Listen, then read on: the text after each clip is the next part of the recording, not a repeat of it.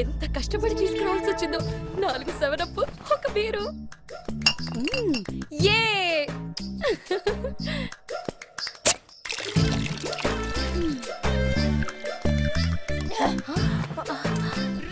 విజయ్, శ్వేత అంటే చెరువులో పీత కాదురా, మగాళ్ళ గుండెల్లో మూత. ఇంకా మందు కలపలేదే? అలాగా కలపకుండానే కిక్కెలా ఎక్కిందే? నువ్వు పెట్టుకున్నవాడు పరమ నాటు కదా, తోటొస్తేనే పోటీకి పోద్ది. మందు పోయి. మొదటిసారి జాగ్రత్త. ఏ మెల్లిగా తాగవే. శ్వేత ఏ పని మొదలు పెట్టినా సగంలో ఆపదు. అబ్బో విజయ్, ఏం చేస్తావే? మామూలుగా అబ్బాయిలు మందు కొట్టి అమ్మాయిల్ని రేప్ చేస్తారు. కొంచెం కొత్తగా నేను మందు కొట్టి వాడిని రేప్ చేస్తే వాడు ఎలా ఫీల్ అవుతాడే? చాలా హ్యాపీగా ఫీల్ అవుతాడు. లేకపోతే పోనీ నీతో రేప్ చేయిస్తా, అప్పుడు నేను చాలా హ్యాపీగా ఫీల్ అవుతానా? అయితే శ్వేత స్కెచ్ చేయాల్సిందే. నువ్వు పొద్దున్నెట్టుగా ఎయిర్పోర్ట్ లో ఉండు, నువ్వు కార్తో కాలనీ బయట ఉండు. మరి నేను? నువ్వు నా పక్కనే ఉండు. ఓకే. Come come come. పొద్దున 5 గంటలకి కిడ్నాప్, 7 గంటలకి కార్లో చేజ్, 8 గంటలకి ఫ్లైట్ టేక్ ఆఫ్, డైరెక్ట్ గా యూరోప్ లో ల్యాండింగ్. యూరోప్ లో ఒక మంచి రైల్వే ట్రాక్ మీద వాడిని పడుకోబెడతాం. ఎదురుగా కుర్చీ వేసుకుని స్టైల్ గా కూర్చుంటాను. ఇంతలో ట్రైన్ వస్తుంది. టడక్ టడక్ టడక్ టడక్ టడక్ టడక్ టడక్ టడక్. వాడు అరుస్తున్నాడు, నేను బీరు తాగుతున్నాను. వాడు బోరు నేడుస్తున్నాడు, నేను నవ్వుతూ చూస్తున్నాను. ట్రైన్ వస్తుంది, ట్రైను వాడు, ట్రైను వాడు. అవును, ఇంత ఖర్చు పెట్టి మనం యూరోప్ వెళ్ళడం దేనికి? ఇక్కడ మర్డర్ చేస్తే కేసు అవుతుంది కదా. నీకు బాగా ఎక్కిందే. నన్ను ఎవడు ఎవడు నాకడ్డొచ్చేవాడెవడు, నన్ను పడగొట్టేవాడెవడు, నాతో ఢీ కొట్టేవాడెవడు ఎవడు? రేపు చూడు.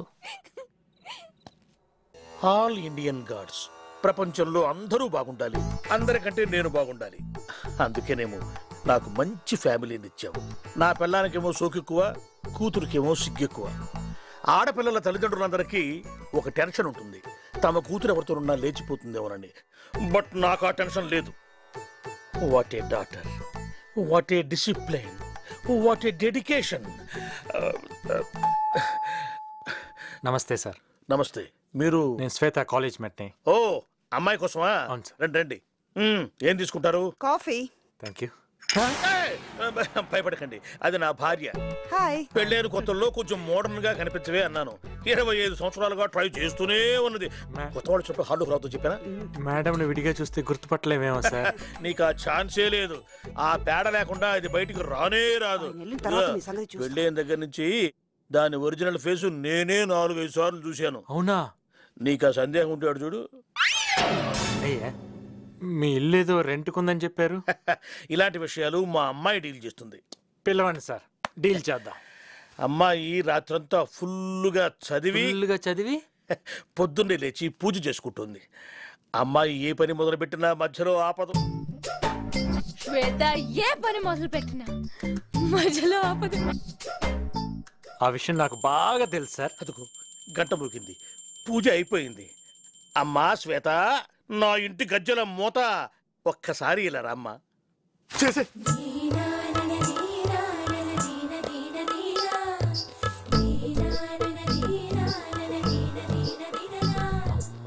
ఈ గెటప్ ఏంటి?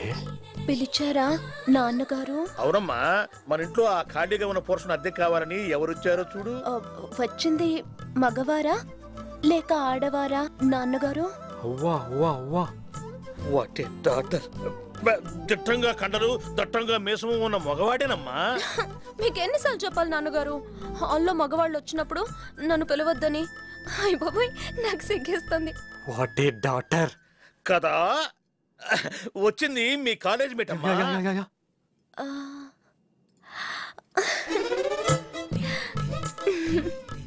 ఇంట్లో పాప్కార్న్, బయట ఫరక్కానా? ఏంట్రా, నేను కాలేజ్ నుంచి లిఫ్ట్ చేద్దాం అనుకుంటే నువ్వు నా ఇంట్లోకి షిఫ్ట్ అవుతావు అనుకుంటున్నావా? సారీ అండి, నేను మీకు ఇల్లు ఇవ్వలేనండి. మీరింక బయలుదేరండి. వస్తాను నాన్నగారు. ఎక్స్క్యూజ్ మీ, మంచి రికమెండేషన్ తో వచ్చానండి. ఏ రికమెండేషన్లు పనిచేయవని చెప్పండి నాన్నగారు.